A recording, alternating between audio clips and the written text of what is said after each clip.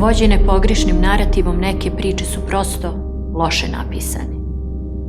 Riječi prijetnji, uvreda, loših namjera pišu rđave priče i patnja postane dio dana, mjeseca, godina, života.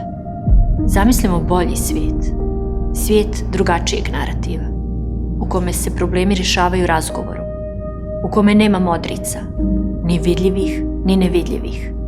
Zamislimo svijet bez stegnute šake, bez poniženja, u kome ne ćutimo kada imamo nešto da kažemo, govorimo jasno i glasno.